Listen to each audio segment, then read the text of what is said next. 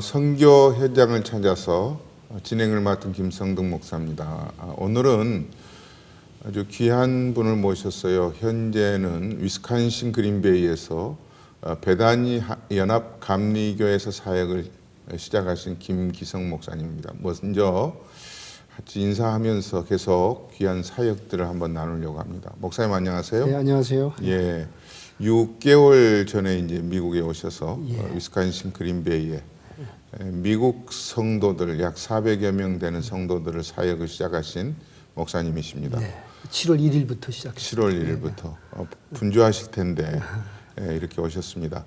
날도 안 좋고요. 근데 이분이 처음 이제 예수님을 믿고 주님을 위해서 사역을 시작하는 것은 20대 중반, 약 1976년에 스웨덴으로 가셔서부터 사역이 아마 진행이 되셨는데 어떠세요? 스웨덴을 처음 가시게 된 것도 우리 한국 분들에게는 쉽지 않는, 네, 맞습니다. 또 잘 알려지지 않는 나라거든요. 그리고 그때 당시는 동서냉전이 있었던 때이기 때문에 사실 스웨덴도 사회주의 국가잖아요. 네, 그죠? 맞습니다. 그러니까 우리가 한국 사람이 쉽게 가면 조금 좋지 않는 시선을 보였는데 한번 얘기를 해주시죠. 예. 그 당시에 지금도 보시면 스웨덴은 그 중립 국가입니다. 예, 그리고 예. 그 당시에 지금도 마찬가지로 북한과 우리 대한민국 대사관이 같이 존재하고 그렇죠. 있고, 그리고 그 당시 제가 알기로는 한국 청년으로서 스웨덴에 공부하러 간 케이스는 제가 처음이라고. 그래서 여권 받기가 상당히 힘들었습니다. 예, 왜냐하면 그 예. 북한 대사관이 있거든요. 예. 근데 그 당시에 그 서울 영락교회 그 한경직 목사님, 제가 네. 그분을 개인적으로 잘 알았어요. 네, 그래서 네. 한경직 목사님께서 우리 정부 측에 추천하셨어요. 예, 이 김기성이 청년 스웨덴 가서 공부할 수 있는 여권을 내도록 내가 이 청년을 보증한다. 이 청년은 외국에 나가서 우리나라를 향해 어리석은 짓을 할 청년이 아니다. 예, 이렇게 예. 여권이 나왔습니다. 그래서 가게 됐던 거는 제가 군대를 제대하고 제가 18살 때 이제 해병대를 지원 입대해갖고 제대했을 때가 21살 때였어요. 예, 그리고 예. 한 8개월 있다부터 예수님을 믿기 시작했습니다. 그리고 이제 74년도 초에 공산권 선교에 대한 소명을 정확하게 받았어요. 예. 그래서 그 당시에 예수전도단 창설자인 그 데이비드 로스 목사님, 예. 목사님하고 이 얘기를 나눴고, 그래서 이분이 또 다른 장로교 선교사님하고 또 홀랜드 선교사님, 케이스 글래스 선교사님이라고 이 세 분들이 서로 얘기를 나누고 기도하는 가운데 저를 이제 스웨덴에 있는 공산권 선교가 추천을 하셨어요. 예, 예. 거기 가서 선교 훈련 받도록. 예. 그래서 제가 이제 한국 나이로는 26살 때인 1976년 9월 달에 스웨덴을 갔습니다. 예. 네. 그때 9월이면 이제 막 여름이 지나고 예, 그렇죠. 이제는 가을, 겨울로 접어들 텐데 그때 처음 스웨덴 가셔가지고 언어 공부하셨나요? 아닙니다. 저는 이제 제가 한국으로부터 제일 처음 간 외국이 스웨덴인데 예. 이제 한국에서 배운 영어로 예. 스웨덴에 가서 그 국제 저 바이블 칼리지 예, 그 예. 영어로 다 가르치는 예. 그러니까 학생들이 한 12개국에서 70여 명이 와 있었는데 예, 주로 예. 이제 미국, 캐나다, 유럽 여러 나라고 이제 유세기는 저 혼자였는데 그래서 그 모든 강의를 영어로 하는 거죠. 예, 예. 그냥 스웨덴 말 할 필요 없이 그리고서는 한국에서 배운 영어로 그냥 겨우 따라갔죠. 그러셨군요. 그리고서는 이제 거기서 6개월간 훈련 마치고는 이제 저 덴마크에 가서는 한 4개월 가까이 또 이 공산권 선교에 대해서 아주 그 인텐시브하게 강하게 집중적으로 아침서부터 저녁 11시까지 예, 매일 예, 예. 그런 이제 훈련을 받았죠. 거기도 그거는 이 전 세계에서 공산권 선교를 가장 열심히 하는 7개의 선교 단체 책임자들 그분들이 오셔서 가르치고 그랬어요. 훈련시키고 그랬죠. 일찍이 그 공산권 선교에 눈을 뜨셔서 좀 헌신을 하셨는데 그 뒤로 이제 노르웨이로 가셨다고 그러셨죠? 예, 그래서 저는 이제 공산권 선교 훈련을 마치고 네. 다른 학생들은 다 공산권 선교에 투입됐는데 네. 이제 77년도 봄에 이제 공부가 끝났는데 저는 이제 한국 여권을 갖고 있으니까 이거 쉽지가 않죠. 쉽지 않죠. 예. 또 그 학교 측에서 알고 저를 보내지도 않고. 예, 예. 그래서 저는 끝나고 나니까 스웨덴에는 여러 교회들이 각 옆에 여러 교회들이 저를 설교하도록 초청을 했어요. 예, 물론 예. 평신도 설교하고. 예, 예. 했던 이유는 그 당시에 스웨덴에 한국인 청년이 와 있는 게 드문 현상이고 예. 또 예수 믿는 청년인데 이렇게 선교 훈련 받았다 하니까는 뭐 여러 교단에서 설교를 초청을 했죠. 예. 천막 집회, 뭐 부흥회, 뭐 여러 개. 그러다 노르웨이에서 초청을 받아갖고 노르웨이 가서 한 2달간 설교를 했어요. 근데 예. 77년도 예. 가을인데. 예. 근데 그게 계기가 돼갖고 이 노르웨이, 스웨덴, 덴마크, 핀란드, 이 독일, 서독이죠. 그러니까 왔다 갔다 하면서 현지인들 복음 전하다가 제가 이제 그 노르웨이에서 감리교 신학을 하고 예. 거기 노르웨이 감리교단에서 목사 안수 받았어요. 노르웨이에서. 네, 그게 1983년도 6월 달에 예. 목사 안수 받았죠. 그러니까 목사 안수를 받으시고 노르웨이 감리교 교단 소속으로 그쪽에 몇 년간 사역을 하셨어요? 예, 그러니까 이제 서당께 3년이면 뭐를 붕어를 한다. 붕어를 한다 그런 말이 있는데 그래서 저도 그 현지인들에게 한국에서 배운 용어로 설교하면서 현지인이 통역하고 자꾸 듣고 얘기하다 보니까 노르웨이 말을 꽤 익혔어요. 그래서 노르웨이 말 좀 더 배우면서 이제 그 노르웨이 오르다가 감리교 신학을 마쳤죠. 그래서 현지인들 목회를 83년도 8월 1일부터 시작했죠. 공식적으로.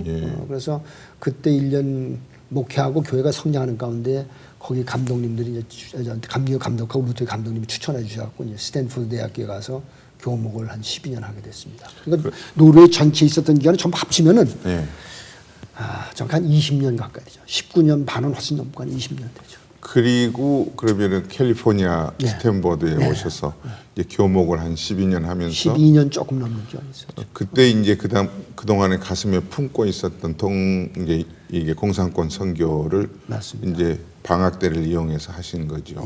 그때 이제 주로 다니신.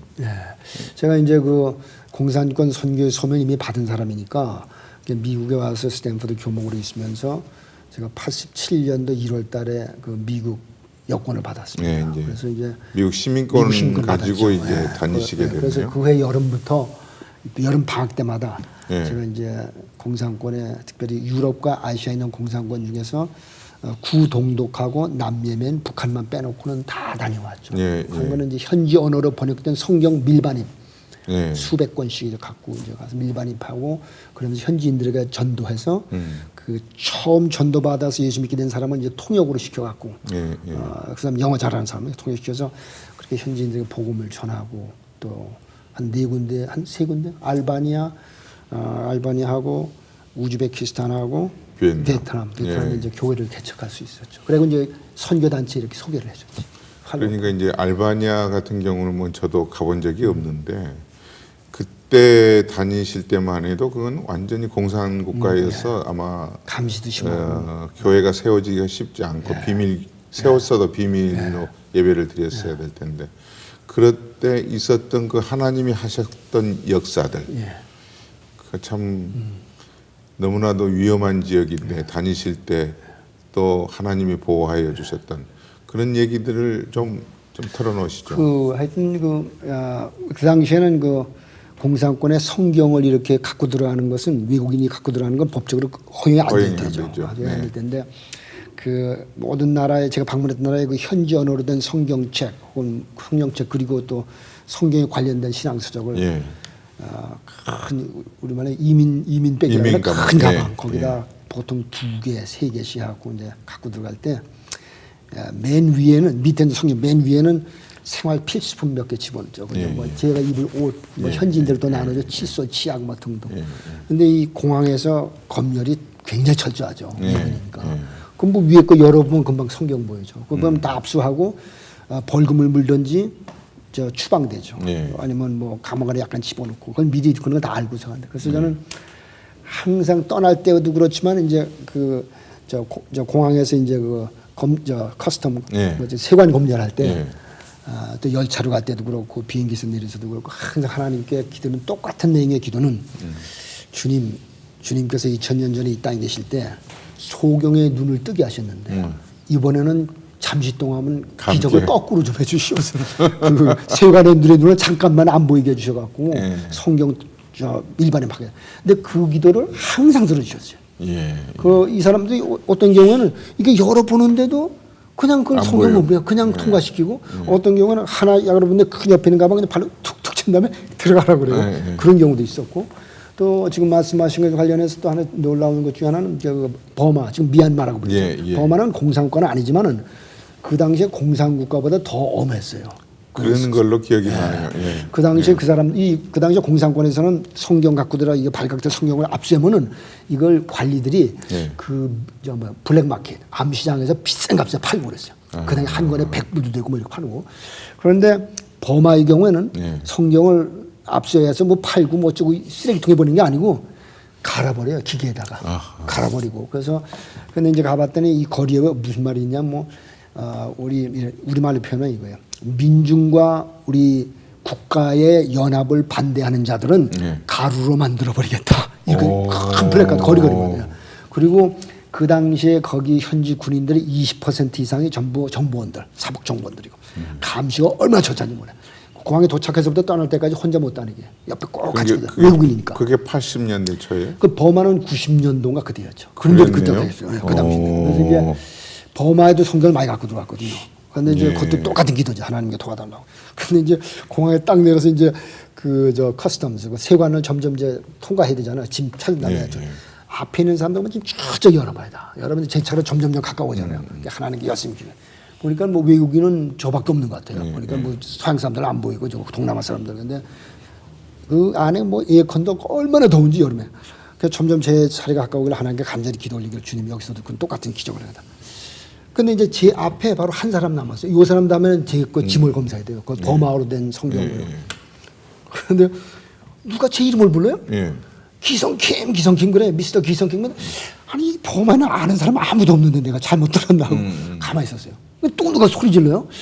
그래서 제가 손을 들었죠. 내가 김기성이다 하고 손을 들었어요. 그랬더니 어떤 키가 후리후리하고 잘생긴 남자가 물론 버마처럼 딱 나타나갖고 당신이 기성킴이냐 그래요. 그래서 나 김기성이라 했더니 네 가방 어느 거냐 그래요.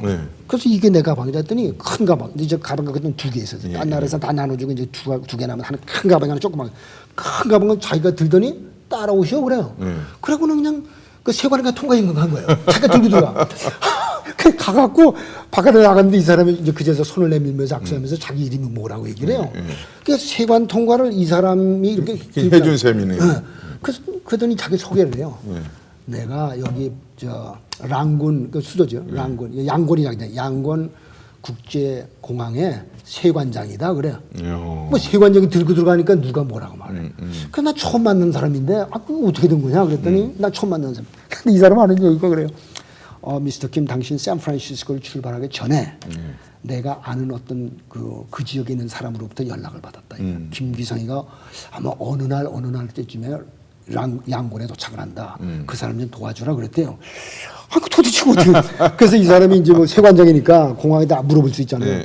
이 비행기야 오는데 이렇게 김기성이라는 이름이 있는데 언제 도착하느냐. 그 딱 알고는 자기가 기다리고 있었다고. 그래갖고는 뭐 그냥 무사 통과됐죠. 그래갖고 다 성령 나눠졌죠. 하나님의 역사. 근데 떠날 적에도 그랬어요. 떠날 적에도 또 이 검사를 해야 되는데 그 나라는 그 당시에 그 나라에서 사용한 돈 아니 뭐 물건 산 거 영수증 다 갖고 있어야 돼요. 거기다 딱 돈하고 다 확인을 해봐야 돼. 근데 전국에서 이제 현금을 좀 불쌍한 사람들 나눠주고 그랬거든요. 그 영수증 없잖아요. 들어갈 적에도 뭐 근데 그것도 성경에 지금 남은 게 있어요. 다른 나라 그 캄보디아도 갈 성경이 있는데 거기서 또 검사를 하거든. 근데 세관장이 그때 헤어질 때 그냥 빠이빠이하고 헤어졌는데 또 나타났어요. 이제 통화를 또 나타나고 야 네 가방 어디 있냐. 그것들 또 누가 따라와가고 그래 그냥 무사 통과됐죠. 참 하여튼 하나님께서 특이한. 근데 이 사람은 분명히 저보고 그래요. 나는 크리스찬 아니다 그래요. 나는 불교인이다. 그날 뭐 불교인이 많죠.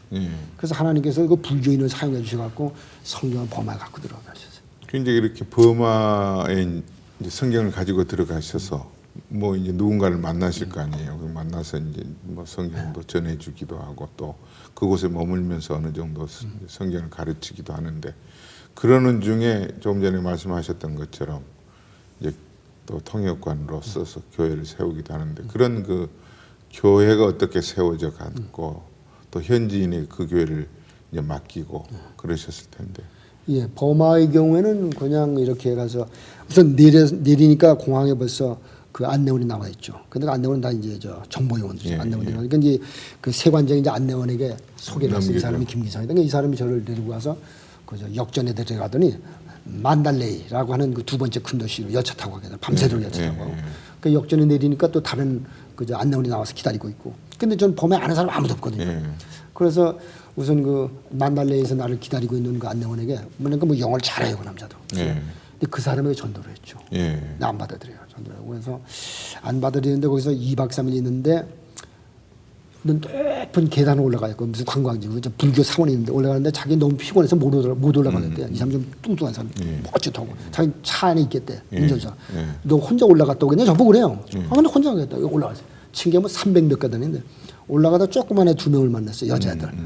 언니는 10살 먹으래. 언니는 벙어리고 여동생 8살 나는 영어를 곧 잘해요. 그래서 걔를 통해 갖고 전도를 했어요. 자기 언니한테 이렇게 통역해 가면서 수화해 가면서. 끝까지 올라갔을 때 얘네들 예수님 믿게 되는 거예요. 그러니까 거기서 제가 기도해 줬죠. 예수님. 그리고는 만달리를 떠나서 여기로 올 때 다시 그 양곤으로 돌아올 때 공항을 가면서도 그 안내원에게 계속 전도를 했어요. 안 받아들여요. 근데 공항에 갔더니 비행기에 연착이 됐어요. 1시간 이상. 그러니까 1시간 연착되면 이 사람 또 앉아 있어야 되잖아. 근데 그때 전도를 했더니 그때 받아들였어요. 그때 예수님 믿겠다. 이제 그런 경우가 있었고. 근데 교회 개척원에서는 베트남이 하노이하고 그 호치민시티에서는 제가 한 열흘 가까이 있었는데 거기서 또 이렇게 그 안내하는 여자에게 전도를 해갖고 이 사람이 이제 예수님 믿겠어 이제 안내를 하고 다녔죠. 그래서 그 호치민시티에서 한 30명 가량의 예수님 믿겠어요. 월남 사람들. 거기서 한 열흘간 있으면서 그래서 이제 떠나기 한 이틀 전에 거기다 교회를 개척을 했죠. 그러니까 평신도 아니 나 초신자들이지 월남 사람들. 그 통역을 시켜서 예배를 한 3시간 이상 드리고 헌금도 드리고 한 11조에 대해서도 가르치고 그 사람들에게 통역은 현지인이 통역하고. 근데 그 보니까는 공군 중위 출신인데 감옥 안에 들어갔다 나온 사람인데 월남군 중위 출신이지 공군 중위. 그런데 이제 감옥에서 나왔는데 이 사람이 영어를 곧 잘해요. 이 사람이 예수님 믿게. 근데 그 예배를 육군 중령 출신 집에서 모였는데 그 육군 중령도 감옥 안에서 오래 있다 나왔죠. 뭐냐 월남군인 출신이니까. 그래서 거기서 교회를 그렇게 개척하고 예배드리고 했던 것이 참 아주 지금도 크게 귀한 그 인상이 남아 있어요. 그렇게 그 위험한 지역을 겁내지 않고 다니신 게 해병대 출신이어서 그런가요? 글쎄요, 뭐 해병대에서 훈련받은 것도 첫째는 이제 하나님 향한 믿음, 이거 그리고 참 하나님께 저게 주신 그 큰 뭐랄까 선물, 은사라고 할까, 그 두려워하는 마음을 다 제거해 주셨어요. 누구를 만나도. 그래서 저는 사실 북한 선교에 대해서 관심이 많은데 제가 북한은 못 갔어요. 그래서 제가 저는 그때 마음속에 생각해요. 그럼 내가 북한에 못 가면은 이 동굴아파마 중국, 소련 이런 데 나와 있는 북한 외교관들에게 보면 좀 될 거 아니야. 외교관들하고 유학생들. 그때는 제가 얘기를 안 하다 이제는 뭐 얘기를 얼마든지 했어요. 그래서 제가 가는 곳마다 기회만 되면 북한 대사관에 찾아 들어갔어요. 직접 그 성경 전달하고 전달을 하고. 이제 가서 바깥에 가서 막 초인 정도로 기다리면 위에서 다 내다보죠.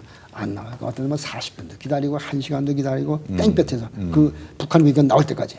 그럼 나오면은 아직 그 게이트 대문은 열지 않고 그 창살 밖을 이거 내다보면서 얼굴에 웃음 하나 없습니다. 왜 자꾸 초인종 눌러대냐고. 저는 말하기를 근데 공통점이 그 북한 외교관들 얼굴에 미소가 하나도 없어. 만나는 사람마다 전부 엄숙해요. 그래서 제가 웃으면서 그랬죠. 선생님은 이거 해외에서 이 같은 동포를 만났는데 반갑지도 않습니까? 내가 그러지. 그래서 왜 자꾸 들어오려고 하느냐? 자기가 대상을 해요. 그래서 내가 난 들어가서 반가우니까 당신네들하고 얘기도 나누고 싶고 그러니까 그럼 기다리라고 하고 이제 허락받고 문 열어주고 그러면 이제 들어가서 그 앉혀놓고 보통 두 사람이 같이 앉아요. 북한 거기 외교관들이. 그럼 제가 근데 우선 이 사람들이 얘기하는 거 좋아하죠. 얘기는 뭐냐면 주로 미국하고 한국 욕하는 얘기. 똑같은 얘기예요. 어느 대사가 나가나 무슨 기계처럼 가장 막 속사포 쏴대듯이 미제국주의자들 뭐 남반부 뭐 이런 거 욕하는 거. 그래서 제가 이제 좀 이게 멈추게 한 다음에 전도를 하고 성경 전하고 그랬죠. 그래서 가는 곳마다 성경을 이 사람들이 받아들이더라고요. 자기네가 읽는지 어쩐지 몰라도 여튼 받아들였으니 감사하죠. 그러니까 이제 교목으로 12년 동안 계시면서 매 여름마다 그렇게 이제 계획을 세우셔서 다니셨을 텐데 그 중에 가장 인상 깊었던 정말 이런 나라도 존재하나 그리고 이렇게 복음이 증거될 수 없는 상황인데 하나님께서 그 현지인의 마음을 열어주셔가지고 조금 전에 말씀하셨기도 했지만 그런 역사들 그래야 이제 목사님 보람이 있고 은혜가 있다. 그 당시에 제가 이제 공산권 선교기구 전문 기구로부터 듣기로는 그때 우리를 훈련시킨 그 전문 기구 기구의 그 리더들 영국 분들도 있었어요. 영국 분들 영국 분하고 캐스턴 칼리지의 그 교수 학장이었나 그분 이분들은 미국 CIA에 와서 강연하고 이런 분들이에요. 예. 강연이에요, 강의지. 왜냐하면 공산권에서 일어나는 일을 이 공산권 선기국의 리더들이 CIA 미국 CIA 요원들을 더 잘 알아. 그래가지고 초청받아서 강의하고 그러는데 그래서 이제 그 당시에 그분들로부터 들은 바는 그 당시에 제일 힘든 공산국가 세 나라를 알바니아, 북한, 그 다음에 몽골을 얘기하더라고요. 이 복음에 대해서 반대하는 가장 아주 강한 나라다. 그런데 이제 북한은 아까도 말씀드렸지 못 갔지만 그래서 제가 몽골을 갔을 때 몽골은 내몽고 외몽고로 나눠 있지 않습니까? 내몽고는 중국에 속해 있고 외몽고는 독립국가고. 근데 외몽고는 공산권 중에서 두 번째로 오래된 나라죠. 러시아가 공산화되고 나서 그다음 공산권 된 게 이제 외몽고인데 그 외몽고에 그때 울란바토르하고 또 다른 지역을 갔어요. 일주일간. 그때 그 당시에는 외국인 개인에게는 그 당시라고 하면은 한 88년도였어요. 87년도, 88년도 그때였는데 하여튼 그 당시에 그때 이제 여행사 통해서 저 패키지 투어. 미국 사람들 21명 가는데 저도 조인해 갖고 22명 중에 한 명으로 갔죠. 이 21명은 전부 미국 백인들로서 학교 교사들, 교수, 뭐 변호사 이런 사람들이 있어요. 의사도 있어요. 그래서 제가 유일한 유색인이었는데 이미 연락이 와요. 비자 신청할 때 거기에 직업에 직업을 쓰라고. 그래서 저는 거기다 목사라고 쓰면 분명히 이게 안 나오거든요. 비자가. 그렇죠. 그래서 목사란에 직업란에다가 그냥 상담가 이렇게 썼죠. 상담자, 카운셀러. 그럼 연락이 뭘 상담하느냐고. 전 그 거짓말은 아니거든요. 왜냐면 학생들도 상담하고 그러니까 목사가 또 상담하는 건 사실이다. 우리가 공산권 선교하는 데 있어서 그 사람 중에 미주알 고잘 다 얘기할 필요는 없거든요. 거짓말 해서는 안 되지만. 그래서 나는 학생들 상담한다고 그랬어요. 그 이제 비자를 받았는데 그 몽고에 들어갔지 몽고로 번역된 성경이 그 당시에 없었어요, 아직. 그 옛날 몽고로 된 성경책이 3권이 남아 있었어. 전 세계에. 영국에 오는 박물관에 하나 있고 그다음에 스웨덴에 하나 있고 일본에 하나 있었고. 근데 그것의 번역 작업이 진행 중이었습니다. 그래서 제가 거기 갈 적에 번역이 완성된 것이 사복음서하고 그다음에 시편 23편하고 이제 그걸 가지고 가셨어요. 그리고 이제 그렇죠. 그거를 지금 갖고 간 거죠. 근데 그 하나님께서 기적적으로 다 통과하도록 하셨어요. 그 열차 타고 가는데 열차 안에서 뭐 그 세관원들이 러시아 국경 지역에서 러시아 군인들이 다 러시아 세관원들이 군복 같은 거 다 검사하는데도 뭐 다른 사람들 다 열었는데 이상하게 내 것도 안 열어보고 그래도 통과시키고 또 그 몽고 국경에 들어갔을 적에는 마지막 거기 천역에 들어갔을 때 거기서 다 검사를 하고 제 차례가 다 다가오는데 갑자기 거기에 그 역장이 역장이 육군 중령이었어요. 이 사람이 올라와서 막 소리를 질러요. 세관들 빨리 내리라고. 세관들 내리라고. 그래서 옆에 같이 가던 청년, 이 사람 외교관 아들인데 몽골 사람이죠. 이 사람 이제 헝가리에서 유학하는 청년이에요. 그래서 내가 저 역장이 뭐라고 소리 지르냐 했더니 저 역장이 우리 아버지 친구인데 저 역장 육군 중령이 아버지가 육군 중령이 말하기를 지금 저 김일성 주석이 탄 열차가 지금 막 들어오고 있다 이거예요. 모스크바로부터 들어오고 있는데 지금 그 역전에 뭐 환영객들 무지하게 몰려 있었거든요. 그러니까 이 외국인들이 탄 차가 빨리 나가야 된대요. 그 안전을 위해 갖고. 그러니까 세관 검열 멈추고 이 열차 빨리 떠나라 이거죠. 그러면 지하는 세관 검열 안 맞고 통과됐어요. 그래서 모든 그 하나님 말씀을 갖고 들어갔죠. 그래서 그걸 전달했는데 떠나기 전에 제가 좀 붙잡혔죠 거기에. 그 비밀 경찰 부두목이 와갖고 저를 붙잡았어요. 왜냐면 제 전도지를 받은 사람 성경 말씀 누가 고자질했구나. 두 명이서 경찰이 연락을 했어요. 그런데 그때 취조받던 게 하여튼 참 일생에 잊혀지지 않을 수 있는 그런 취조 시간이었는데 하나님께서 도와주셨던 무사히 나왔죠. 그래서 그 몽고에 가서 그 일주일간 복음 전했던 게 참 아주 큰 특별한 역사는 기억에 남아 있어요. 88년도. 근데 이제 지금은 몽골 선교사들이 많이 들어가 있죠. 몽고. 이후 이제 90년대 중반부터 한국 선교사님들이 들어가고 해외 또 몽고 자체가 많이 오픈이 돼서 지금은 뭐 기독교 대학도 세워져 있고 그러잖아요. 그러니까 몽고 사역이 그때 목사님이 시발점을 내셨던 것 같아요. 이제 다시 좀 돌아와서 이제 얼마 남지 않았는 시간이 미국 교회를 미국인들 교회죠. 사역을 하시는데 뭐 스탠포드 대학에서도 뭐 미국 학생들을 상담도 하고 또 사역을 하셨는데 어떻습니까? 특별히 스탠포드에서 아이들을 또 사역을 하시면서 가르치고 또 복음을 전하는 일과 현지에 이렇게 이제